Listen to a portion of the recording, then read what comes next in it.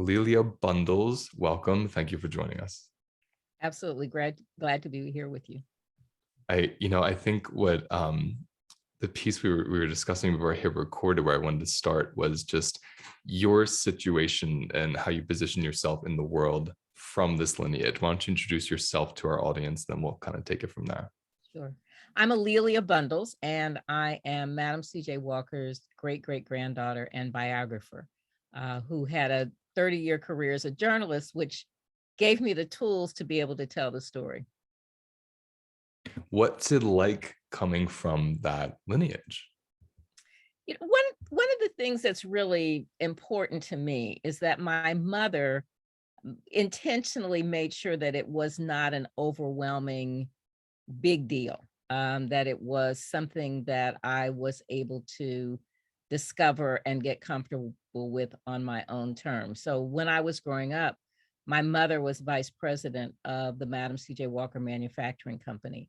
And I would sometimes go with her to her office, and I could see my mom in the role of, being a businesswoman, interacting with members of the staff, with the ladies who worked as stenographers and secretaries, and then visiting the ladies in the factory. And just, at that point, not fully understanding, but later realizing that my mother had a very positive relationship with the other people who worked there.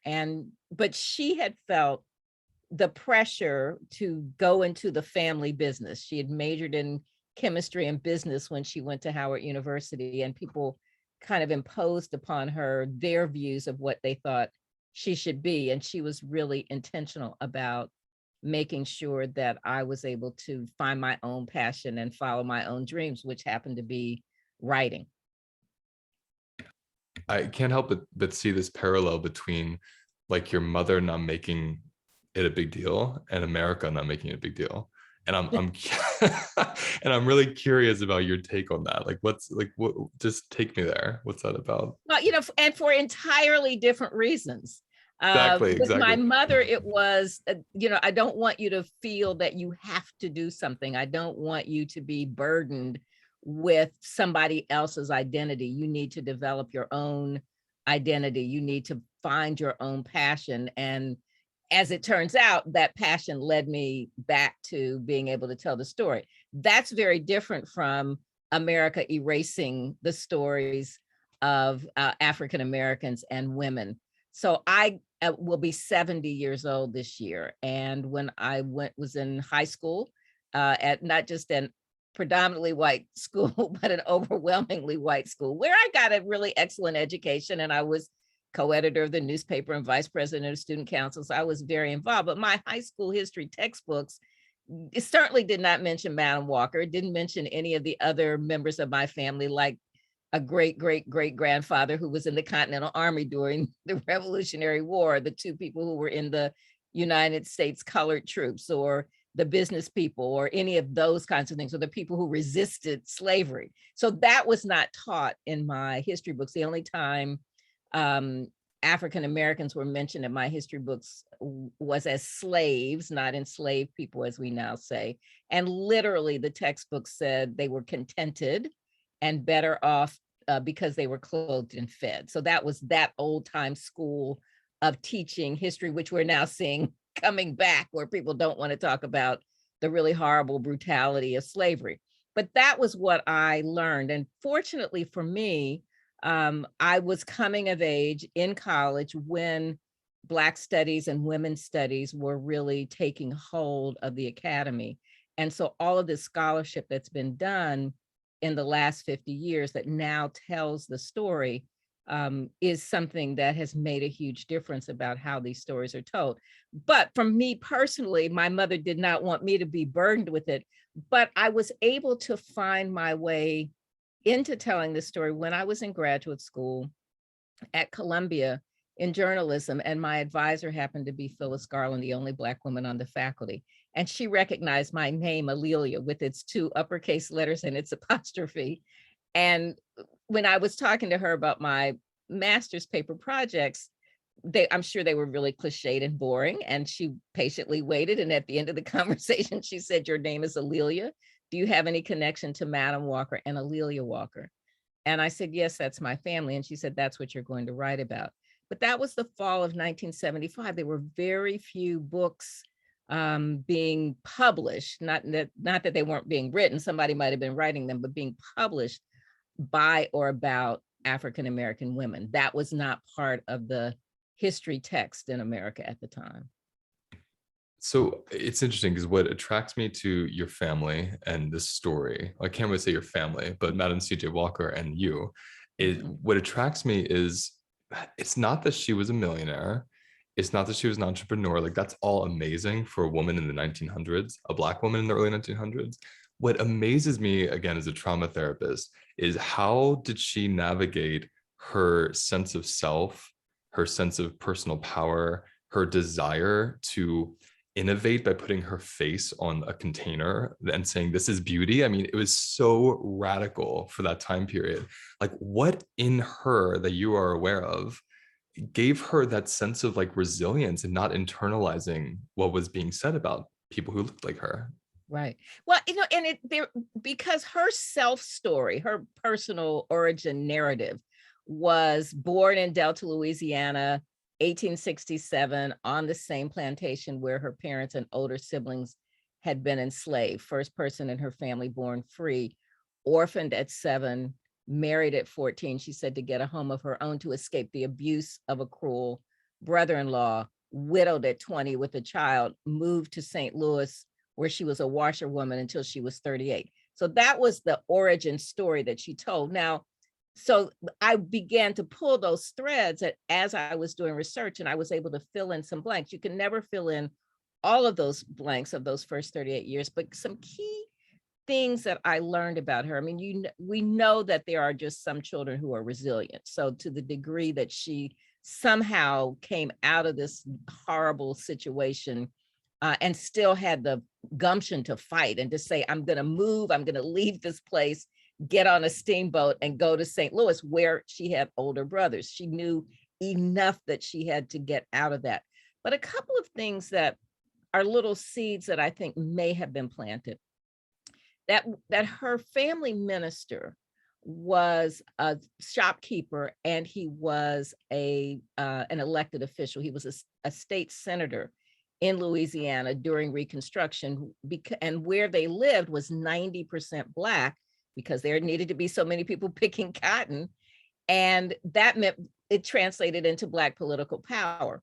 But it also then translated into a serious backlash from the Ku Klux Klan, so that her family minister and her brothers were chased out of Louisiana after the 1876 election.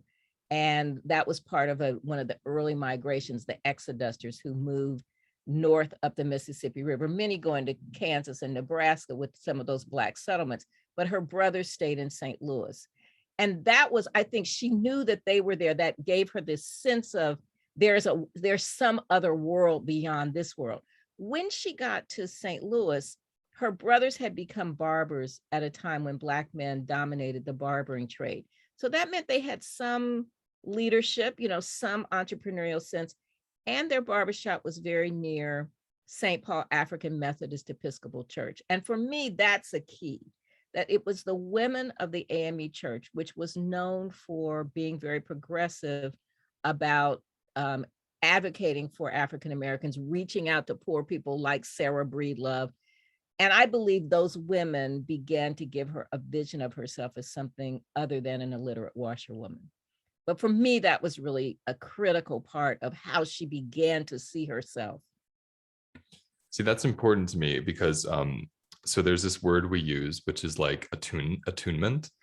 And so with the nervous system, like one nervous system attunes to another nervous system. And one way social constructs and systemic oppression and such works against the individual and the collective is there's nothing to attune to that looks like you. There's nothing to attune to that you can relate to or feel safe with. You're attuning to things that are saying you're opposite and you're the one that deviates from the norm. So there must be something wrong with you. So when as I'm watching the series and I'm reading about her, I'm thinking, what was it that that she was attuning to? Like, where was she attuning to say there is a sense of self, there is somewhere for me in this world? And that answers one of my questions right there. Does that make Right. sense? Well, no, absolutely. And that, I mean, among the many things that I could talk about with the series, one of the things that particularly annoyed me about the series is that the writers, even though they had my book and even though I talked with them ad nauseum about this, they left out the part of the women who mentored her. And for me, that was absolutely critical, that this is a story of empowerment, that she was a poor washerwoman, but she had a good enough voice to be in the choir. So she was modeling herself after some of the more middle class women. Jessie Batts Robinson, who was a school teacher, her daughter's school teacher, but also in a leadership role in the church and also in a leadership role in a national women's organization called the Court of Calanthe. She, in many ways, was her early mentor. Later, she became the person who ran the beauty school in St. Louis for her. And then the National Association of Colored Women, who in the series are portrayed as women who want to be in the kitchen, but they were absolutely the opposite of that. They were women who had traveled internationally, had been educated at Oberlin and the Sorbonne in many instances.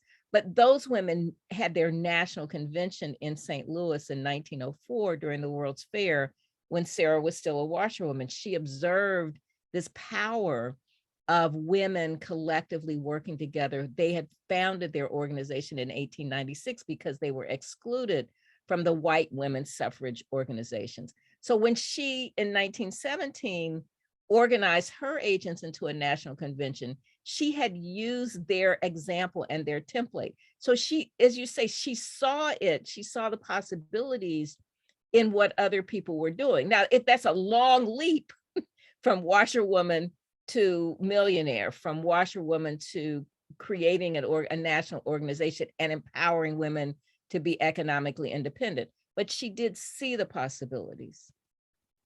And that's so, again, I love that you brought in that piece that was left out in the series, because I think we have this like post-colonial American concept, like you do everything yourself. Like, I'm going to pursue it. It's all about me.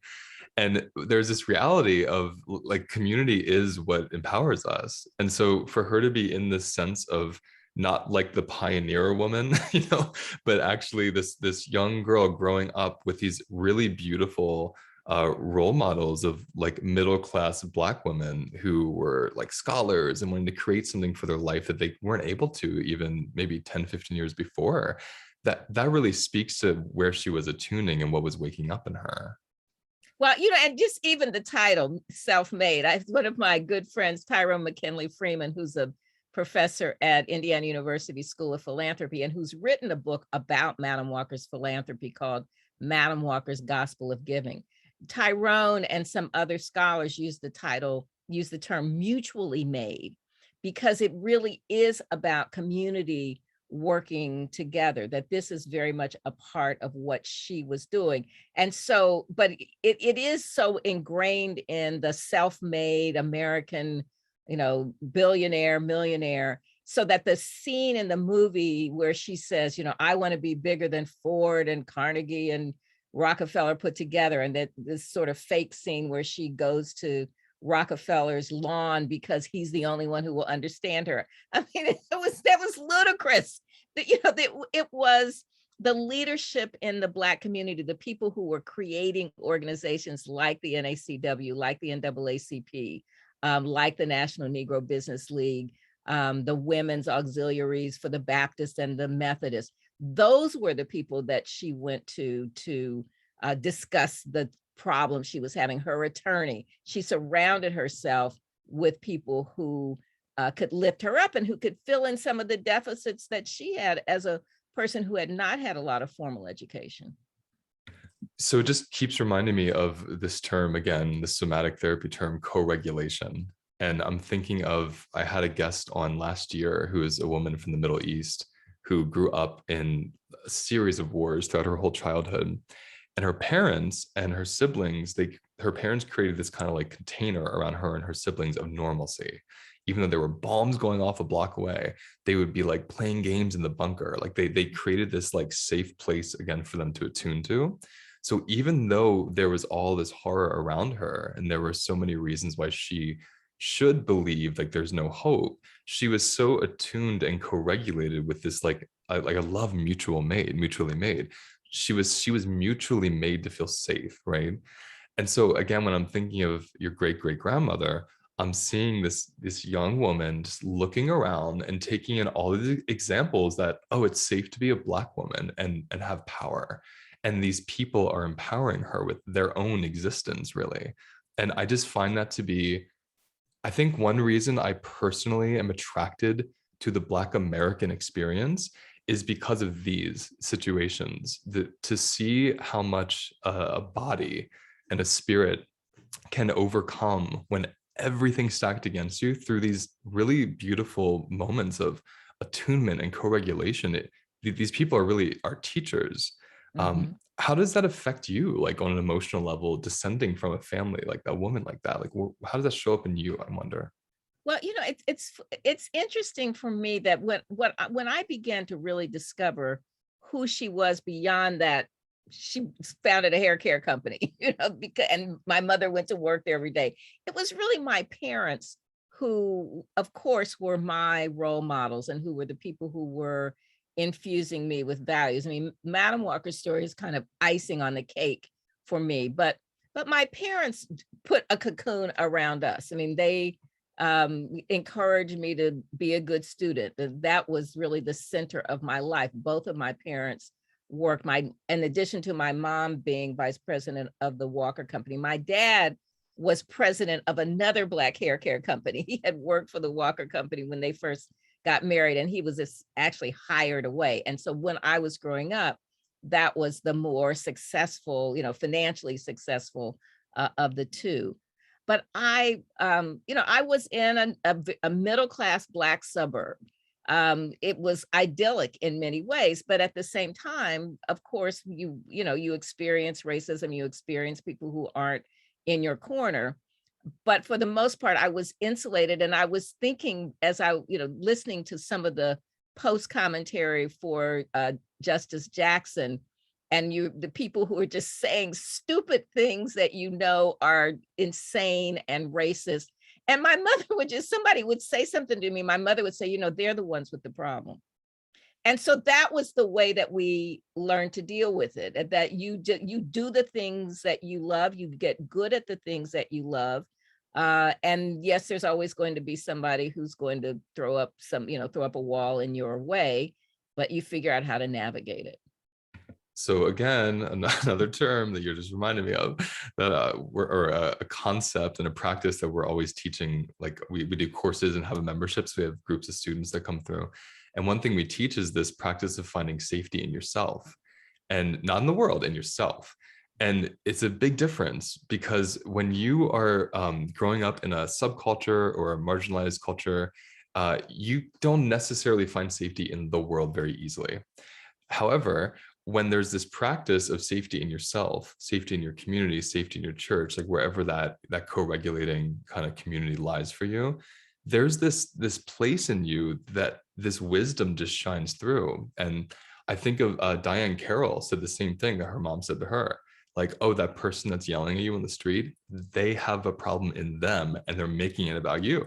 And she said that that moment changed her life for the rest of her life. And she never internalized any racism ever again. It's like, that takes some serious wisdom, Right. because there's this self-attunement. Like, I'm not looking at what you think about me and believing it. I see you as the one with the issue because you're the stressed one and I'm staying in my body. I just wonder if you've ever personally practiced that, or growing up in the family, people just, that's the culture. Like, I'm just curious how that lands for you. Well, my neighborhood was really a pretty amazing neighborhood. When the people that I grew up with, we talk about this, how we had no idea just what our parents were going through and the environment that they were creating for us. But literally, I mean, I grew up in Indianapolis, but the neighborhood where we lived from the time I was 6 on was a small Black suburban neighborhood where all of the houses were built in between like 1957 and 1963.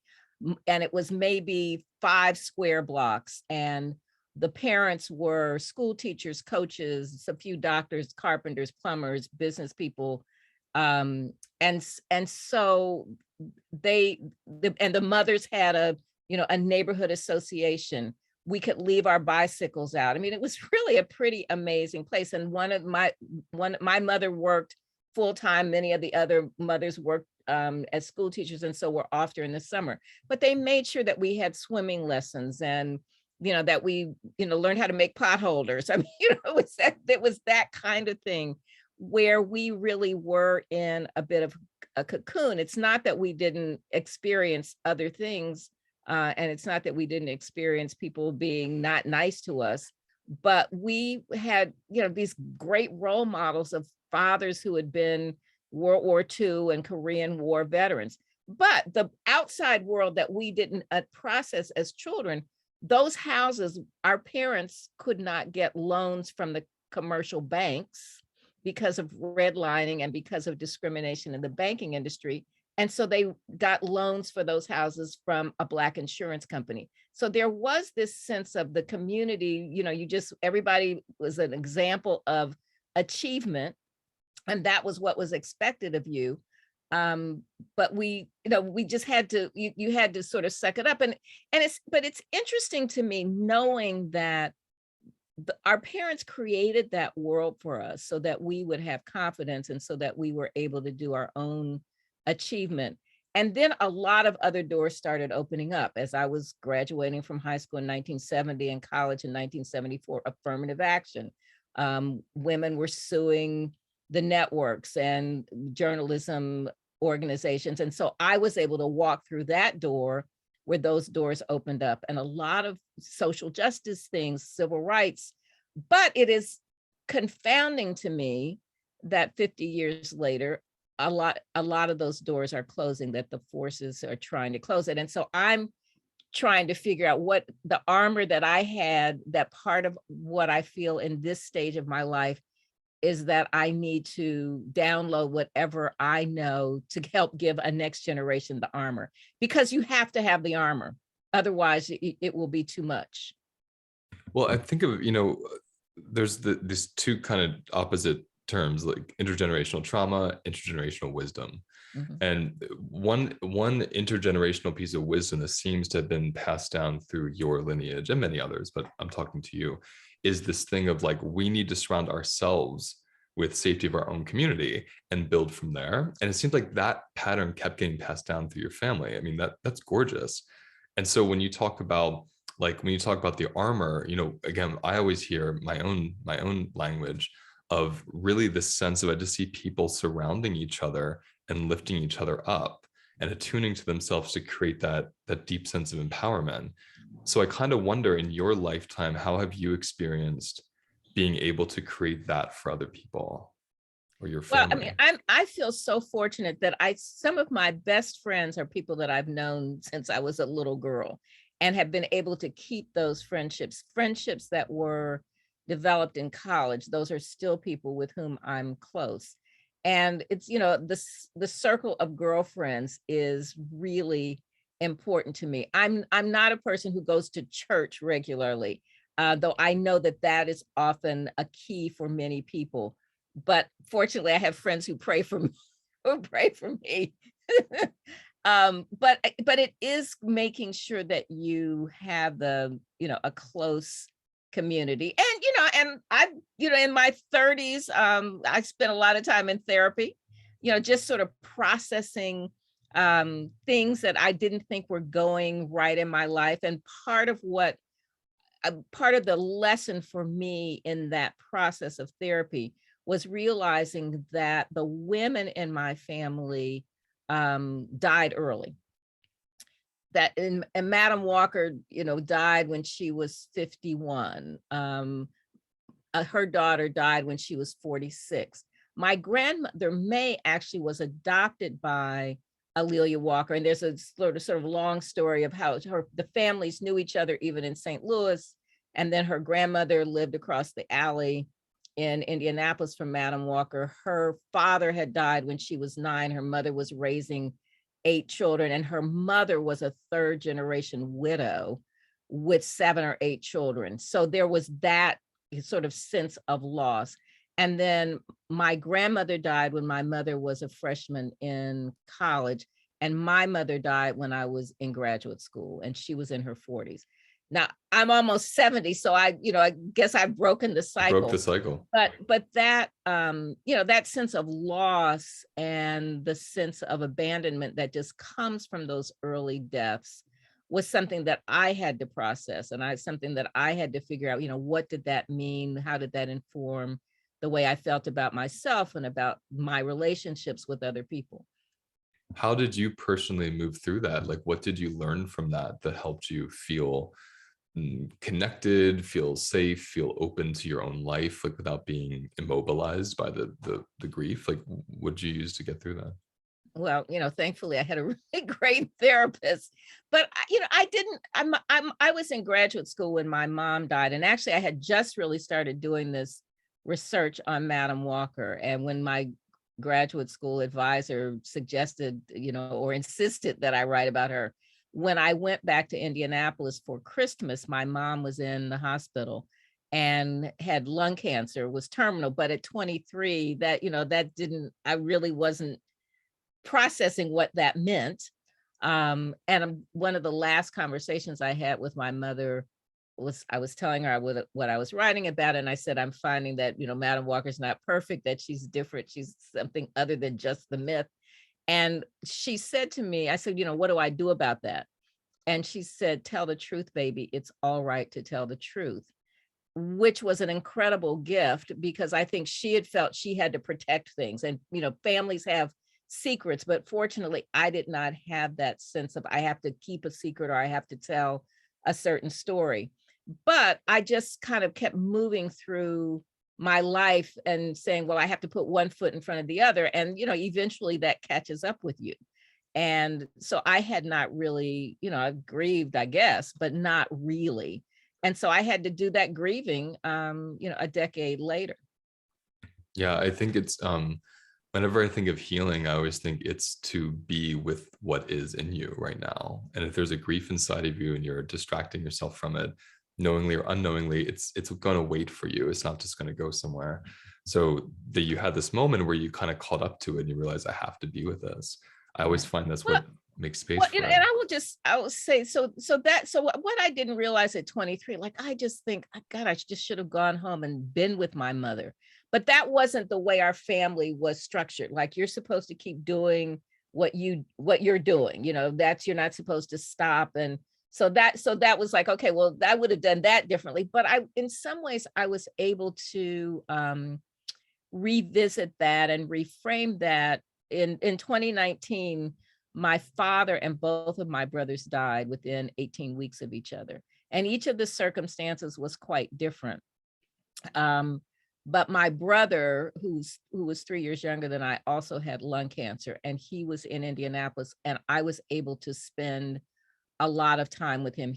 Some good friends insisted that he move in with them, and I would go back every 3 weeks for his chemo. And then during the last week of his life, I was there. And my dad had dementia, and we never told him that my brother was sick, because we knew he was, couldn't quite process that. But I was able to, I think, in some ways, be with my brother in the way I had not been able to be with my mother, and with a great hospice nurse, go through that process. So that sense of loss, that gave me sort of able to process what that really means to lose someone, but to also be present in that process. It's the presence that I find to be the real medicine. Like losing someone is one thing, but the presence of, I should say, the presence of any possibly traumatic experience or overwhelming experience, being present, that connection to it, I just find it always to be so just so transformative. And it's bringing my mind to your great great grandmother again, because I'm just thinking how amazing it is that in 51 short years, like, she completely transformed a generational trauma of coming from an enslaved lineage for a couple generations. And then in 51 years, being able to create this space for her descendants then. I mean, that's so phenomenal. And, with intergenerational trauma, what's so profound about it is our ancestors passed down information of their traumatic events into our bodies, right? Without us even knowing it, like it's biologically proven. And the same is true with resilience. So something about, again, I keep saying 51 years just to kind of highlight how short of a time she shifted her life. But that also had to come from a resilience in her that she also passed down. So when I hear all the loss that everyone in your lineage has gone through, yet there's this consistent like resilience. I mean, that's obviously in your DNA. Mhm. I do really come from a line of folks who just kind of put one foot in front of the other and who are really hard workers and achievers. And some of that manifests itself in different ways. With Madam Walker, it's, created wealth, created a business. And in other ways, it's my dad's parents who were, uneducated people from rural Kentucky who moved to Indiana, who spent their lives as laborers, but who worked very hard and who, made sure that they set an example, a work ethic. So each of those lessons, have been passed down to me. And, again, to different effect, my mother's father's family, my grandfather went to college. He born in 1892. His father was valedictorian of his class at Lincoln University in the 1880s. His mother had gone to Oberlin, and he became a lawyer. But he was the person who gave me the oral history, but he was not very good with money. My father's father, on the other hand, who was a laborer for the Pennsylvania Railroad, had more money in the bank when he died. But I learned, a variety of lessons from people. And I think part of that resilience is that life is going to deal you some horrible blows, and you can be affluent, you can be not affluent, but you have to figure out how you're going to show up in the world, that you need to do. I mean, and I think this is true from all dimensions, all branches of my family, that there is something that you should be doing for others. It is very much a part of what Madam Walker's message was, but it's also very much a part of the message of my parents and my other grandparents. Right before you were saying that, I was just thinking back to how she put her image, on the canister of the salve or the treatment. Right. And like when you're saying about being in service, like seemingly simple, like really radical and highly in service, because I'm assuming at that time, if you were a young Black girl, you didn't see someone that looked like you on a beauty product. Like, can you speak to how that might have affected people? Well, God, how bold was that Bold. to do that? Because at the time, there were ads in the newspapers for white-owned companies that were trying to appeal to Black women and really were sort of exploiting this sense of not having straight European hair. And Madam Walker was bold enough to put her own image on the products and to take out ads where she showed herself versus her before and after was short hair where she was going bald, and the after picture was long, full hair, where the white companies would have pen and ink drawings, and the before picture was a Black woman with splotchy skin and hair that was sticking out. And the after picture was essentially a white Gibson girl, which most white women couldn't be either. But there was that sort of that dissonance there. And for her to say, I'm going to put my own image, that was just like the genius of marketing. And her competitor, the woman for whom she had sold products, Annie Malone, did not have her own image on her product. And the products were essentially the same. Neither one of them created the formula originally. It had been around really for centuries because it was a medical pharmaceutical formula of an ointment like Vaseline with sulfur that healed scalp disease. But for her to be a Black woman who put her own image on the product, it's radical to have done that. It really is. It's like when I think, like whenever I go to a town and I see like the rainbow LGBTQ flag or something, I suddenly feel like settled. It just like settles me because I see like, oh, some people like me are here. And Right. then, and I feel like it's the same thing. There's this radical thing of saying like, this is me. People who resonate with me know this is where they can find themselves. And so when Right. I think of her putting her image on there, I'm like, that it's bold, it's empowering, and it's that thing we were talking about earlier where there's like an attunement, like people can attune to her.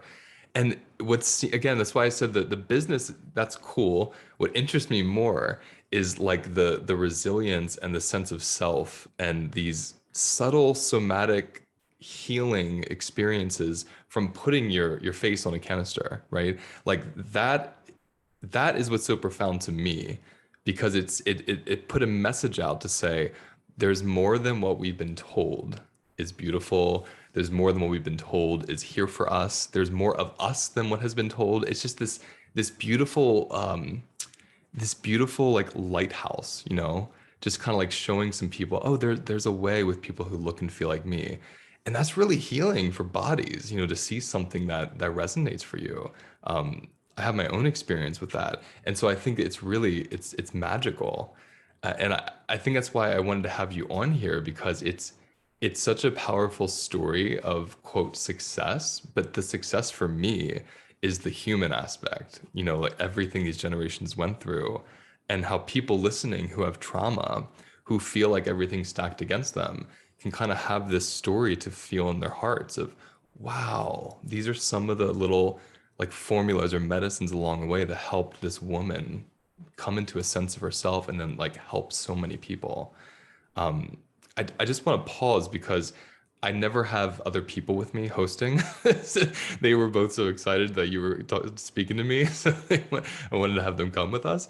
So I just want to kind of like publicly, for those of you listening, just say Camille Leek and Marika Malaya are here, and they're part of my team. They've never been here together. You've heard Camille already. You'll hear Marika soon, but I wanted to give them an opportunity if they wanted to say what they're feeling, what's coming up, ask questions, if they want to.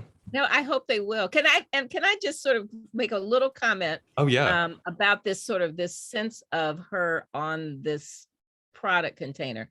She truly understood the power of that of narrative.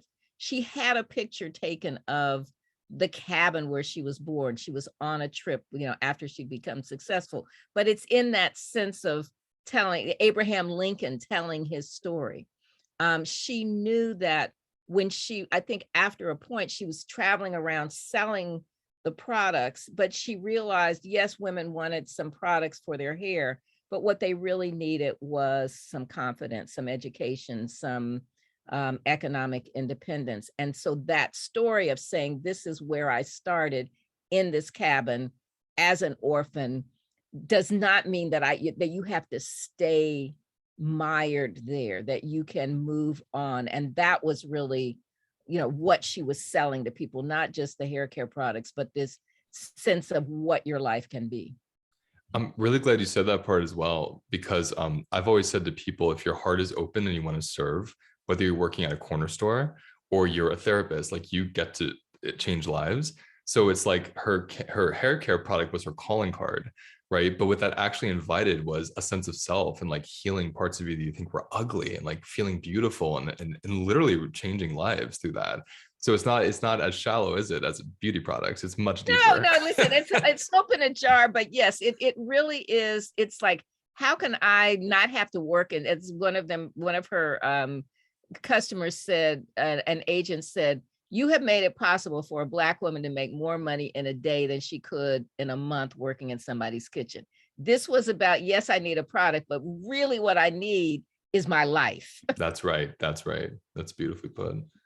Camille, I saw you unmuting. Oh yeah, go I for it. did. I was going to say, I absolutely love that. In that, I feel one of the things that really stands out for me about Madam Walker's legacy was not just that she became a millionaire, but she became a millionaire on her terms. Like, I feel like it's really easy for us, particularly if we experience any sort of money or poverty trauma, to be told, like, this is the way you make money, and if you deviate from that, you won't be successful. So sort of to Luisa's point, I really love the fact that she was successful, not just monetarily, but on her terms. And I think that really, at least some wisdom that I take away around challenging my own preconceived notions as to how can I find success in the world. But that is just something that stood out to me about her legacy.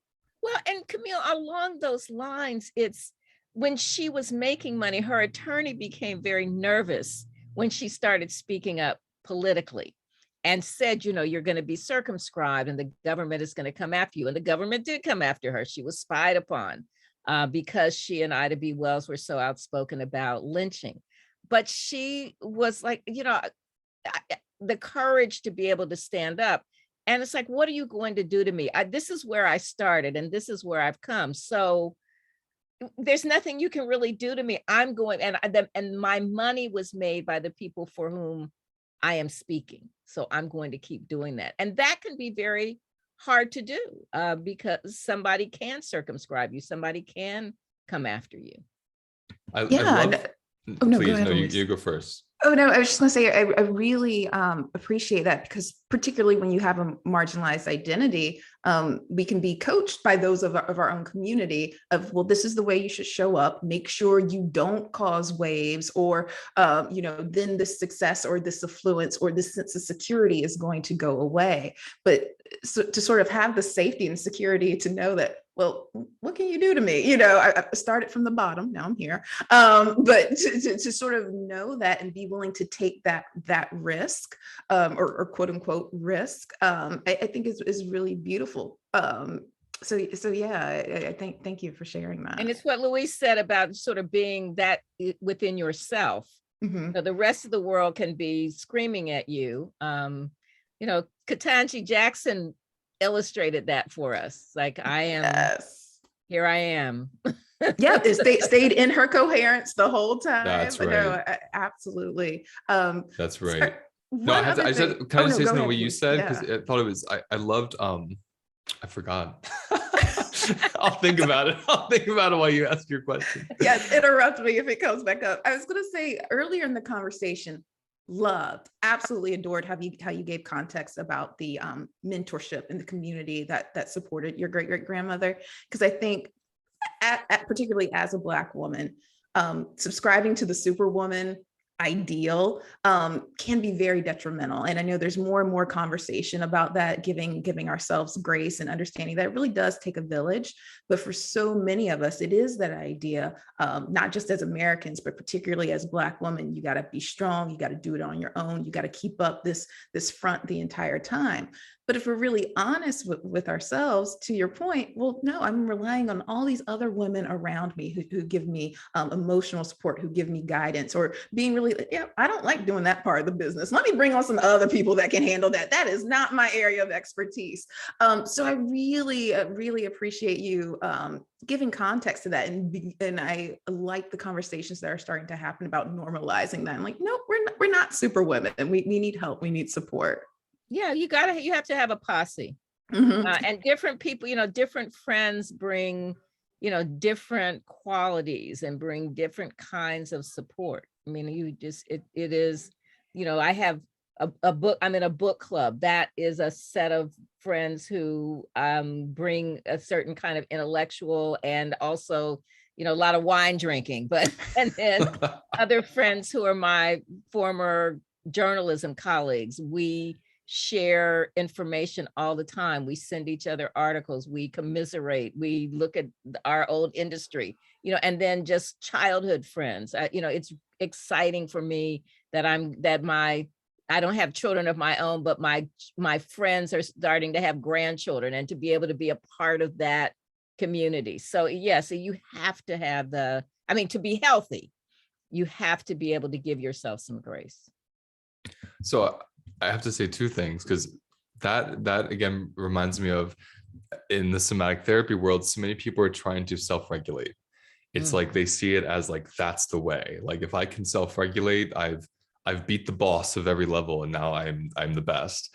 And I find it so interesting. Yes, self-regulation is awesome. It's a skill that is great to learn and feel safe in your body.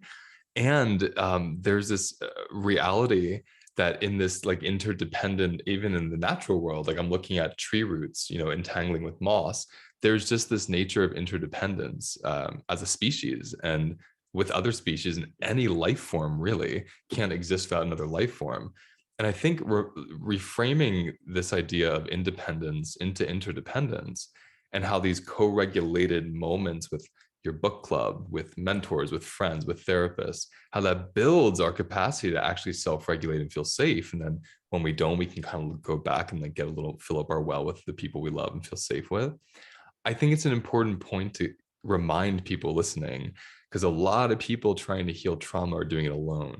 They're trying to do it by reading books by themselves. They're just sitting in a room with just a therapist, and they go home and they don't have a community to go home to. Not that that's their fault, but it's so important for them to know you're not doing anything wrong if you're trying to heal something in you all alone. When a lot of these things that have traumatized us are collective traumas, they're cultural traumas, they're big things outside of us that we've grown up and been bathed in. So I just wanted to kind of like add that. I thought it was important. Yeah, go for it. No, I was just gonna say that, I mean, I think that's why spiritual communities are so important for people, and it really does bring sustenance. And as I said, I'm not going to church every Sunday, but I totally understand the role and the value that plays. And this sense of, I know that when I was going through this, year of my father and my brother being sick, and then my other brother ultimately dying as well, that one of the first things I did when I realized that both my father and my brother were sick is that I called my therapist, who I hadn't seen in 20 years. And I said, I know I'm getting ready to go through something where I just need somebody to kind of hear me and to tell me that it's going to be okay, or just to, but I know that it's going to be difficult. And so I had that sense of, I need some help on this. And then I began, during that process, I began to do chakras, and, I have all the bracelets and the meditation, but I knew I needed to find something that was going to help me center myself. And that everybody, and I wouldn't be able to talk to somebody all the time, but I think it is this process of learning, what you need, but sometimes it's beyond your ability to cope with it. And so then what do you do? That's right. That's something we talk about a lot, because people will say, like, I'm beyond capacity to handle anything else. Yet the reality is there's much more to handle. Mhm. And that's where the work I do comes in. One of the many things in the world is the practice of, can you be a friend to the parts of yourself that are overwhelmed, right? Instead of actually becoming the overwhelm. Like, can I relate to the overwhelm? Can I put a hand over it? Can I take some breaths into it? And it's profound, even though nothing in the outside world has changed, like the stress keeps coming, there's still this inner relationship we create with parts of ourselves. And it allows us to move forward and handle more pain or more stress, rather than literally being consumed by it. And then you can't get out of it because you're so immobilized. So it brings me back to what you were saying earlier about mutually made instead of self-made. I would love to see you direct a movie about, your great grandmother called Mutually Made, because I think it's such a new concept for people to think they're allowed to ask for help. And just like Camille was saying about like the superwoman archetype, to see that there is a great power in vulnerability and being open to being humble enough to saying, like, I don't know what to do next. I think that's really beautiful. And not to apologize for it, because I think people feel that, well, yes, I'm supposed to be able to figure this out. I must be able to handle this. If I'm really, the leader that everybody thinks I am, surely I will be able to not just help myself, but help them as well. But you do need to be able to have some people for whom you do not have to be perfect. absolutely. And I think what Camille said earlier that I wanted to kind of like highlight was people with poverty trauma will tend to think, like you said, Camille, like there's a rule now, like I have to take whatever I get. And so they don't believe they're allowed to show up as they want to in the world and actually be valued for it. They think I can only be valued for how someone decides to value me. And it's a common trauma response connected to poverty trauma, intergenerational trauma. And I love that Madam CJ Walker shows us how you can actually uncouple that idea And she created a new reality, which was like by non-conforming, she became affluent. And that's something really nice for people here to witness as well. Like by literally deviating from what she was given around like, and not fully, because you're telling us there were these communities that actually were like, no, we can deviate. It's safe to look at us. So maybe I should say from her growing up and seeing like, oh, these people deviated and they're safe. Like they love themselves in a way they were told not to, and they're doing well. It helped her uncouple this concept, right? Of I have to take whatever I can get or I'll never become anything. And I found it to be important. No, I'm sorry. No, I found it to be an important piece just for listeners to hear around with trauma, and especially with poverty trauma, we do believe that if we stand out, something bad is going to happen to us. And that's why in this case, your great-great-grandmother is like the perfect case study of saying, yes, that can happen, but in her case, it didn't. So sometimes you can follow what's authentic and you will be rewarded. I'm just curious where you go with that. Well, I mean, one of the things I think that annoys me no end is when people will try to use her as an example of, well, if Madam Walker could do it, you can do it. And that makes people feel, oh, it's not possible. I could never be that, or, but what's not being explained is the intergenerational trauma and the intergenerational systemic obstacles that have been set up. So every now and then I'll be having a conversation with young people who talk about intergenerational wealth, and to say to them, what we have to understand, it's not that you can't break the cycle. It's not that you can't achieve. It's not that you can't create wealth in your generation and be able to pass it on to the next generation, but understand that part of the reason as African Americans, you don't have some of the intergenerational wealth that some of your peers have is that your parents and your grandparents weren't there. They bought houses in neighborhoods that were redlined, and so they have no equity in their homes, or their homes were destroyed by highways where the neighborhoods were condemned because there was disinvestment, or your school loans are so high and the interest is so high. So don't beat yourself up, but begin to figure out ways that you can understand what happened and then figure out the next steps. But there is that sense of, there are people who will want to say, well, why can't you do it if Madam Walker did it? But it's just not, you have to understand the context of what was going on, what she was trying to create. And that's why I love looking at things somatically, because I don't believe in saying this. I say this all the time with people that take our course. I'm like, you can't look at how I healed my trauma or how someone helped me or how Camille and Marika got to where they got to and compare yourself. Our roads are going to be different, but these techniques, these things that we can learn, that we can apply. So instead of saying like, well, why aren't you a millionaire? What's wrong with you? Like if Madam Walker, it's more like, well, what Madam Walker is teaching us is not how to be a millionaire. She's teaching me how to find safety in yourself and how to attune to places that lift you up. And from doing that, I mean, only good can come out of it. Even if something horrible happens to you, I rather have something horrible happen to me from a place of like self-love and empowerment than feeling completely disconnected from myself, right? Because of the situation I'm born in. So that's what her story really means to me. It's not about success, like Camille was saying. Financial success is like, again, the calling card, just like her ointment was. But it's like, it's the deeper message is like, no, you empower yourself through being uplifted by people around you that you can feel safe with. Like, that's the message. I just want to check with Marika. She's being quiet. I don't know if she wants to say anything or not. I just love this. I think it's great. I was wondering also as a writer, like what you're working on, if you're working on anything. Sure. I am trying to finish editing the last 7 chapters of my biography on Madam Walker's daughter, ALelia Walker. I've been working on it for an embarrassingly long time, but I'm almost there. And I'm particularly eager for this story to be out in the world in the same way that I had to, burst a lot of myths about Madam Walker. I'm doing the same thing with ALelia Walker, and she was nothing like the character in Self-Made. It was like the opposite of who she was.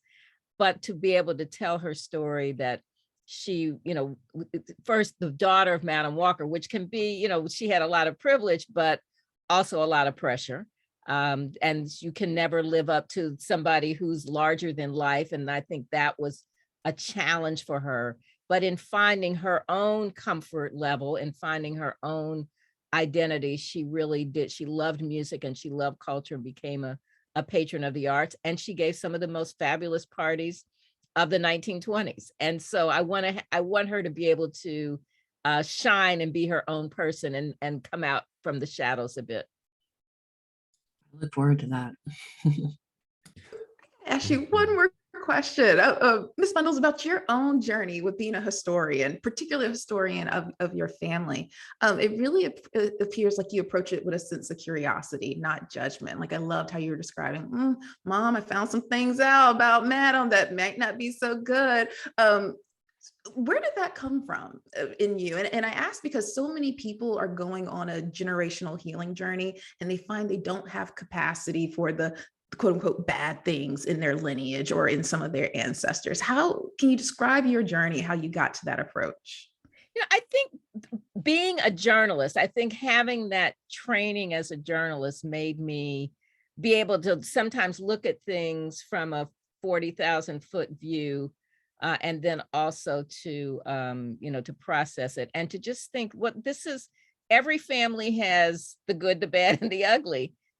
And I don't, you don't have to carry the shame of anybody else's decisions. You're responsible for yourself.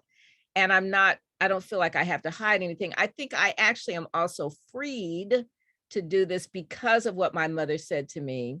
But also when I was telling these stories, my brothers were supportive of what I was doing. I didn't feel like somebody else was saying, oh my God, you can't tell, that story. But I think it's ultimately what my mother said to me about being able to tell the truth. And it's my training as a journalist. But I do agree that there are family stories that do make people uncomfortable. This 1950 census that's just come out, I'm sort of relieved that I was born 2 years later, so I'm not in it. But people are discovering a lot of things. And with some of the DNA testing, people are discovering that, they're people who they thought were their fathers or aren't their fathers. And those kinds of conversations can be, very painful on many, many levels. And so I do think that it is, it's hard, but I'm working with two young men who we're doing something together for the National Archives on genealogy.